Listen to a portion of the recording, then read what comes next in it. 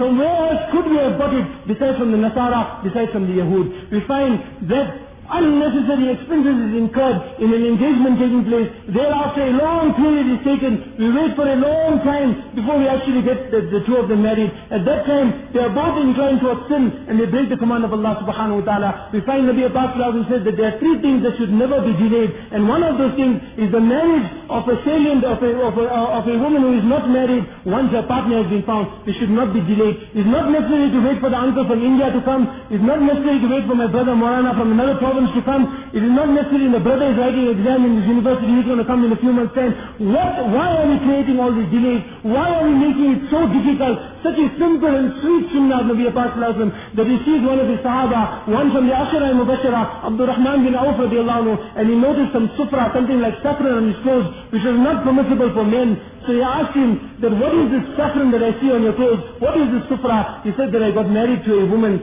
And we find that he informed Nabi Abbas that his marriage had taken place. We find, let us look at this. He's one of the closest Sahaba of Nabi Abbas. Nabi Abbas didn't even know he had gotten married. He was in Medina. Nabi Abbas was also in Medina. Didn't he realize, didn't he think that there would be more barakat if I told the Nabi of Allah that I should delay it, I should try to bring the Nabi of Allah to my nikah? My respected brothers, we find from this, we learn from this that Shariah does not attach importance to these things. That marriage should not be delayed. We find another incident which is also shown to us where Hazrat Salam tells Abu Darda that go to the tribe of Banu Lays and present a proposal for me over there. I want to get married to a woman from the family. So he goes there on behalf of his friend, he speaks to the parents, he speaks of the fact that Suleman brought Islam very early, he speaks of his prominence, he speaks how pious he is.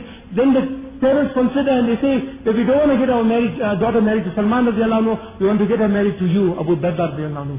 So we find that straight away at that occasion, he considers, he says, okay, I'm prepared to get married to your daughter. There and then, in that very majlis, they didn't go out to look for Nabi Abbas, they didn't go out to look for somebody else, and when called them, the nikah was performed automatically in that condition. But respected brothers, somebody had to tell us about something like that taking place today, we think that this person is gone mad, something is wrong with this person.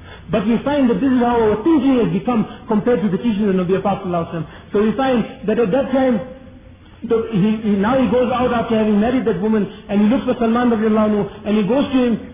Now think, my respected brothers, if we send our friend to go and give a proposal by somebody's house and he goes and gets married to that woman and then he's coming back now to tell us that he got married to him, what will happen to us? How angry will we become? We won't talk to that person for the rest of our life. He comes to Hazrat Salman and he tells him that there is something I have to tell you, but I am feeling very, very shy, I am feeling very, very ashamed. So he asks him, do not fear. Tell me, what is it that is shaming you? What is it that you are feeling shy about? He says that I went there, I present the yaqeen that they had, that nothing in this world and in the akhirat happens except with the will of Allah subhanahu wa ta'ala, and that everything is in the control of Allah ta'ala. He says that أَنَا أَحَقُّ أَنْ أَسْتَحْيِي مِنْكَ أَنْ أَكْتُبَهَا وَكَانَ اللَّهُ قَدْ قَدَّرَهَا لَكَ. He said that I should be more ashamed of you that I had the audacity to send a proposal to a woman whom Allah has made muqaddar for you.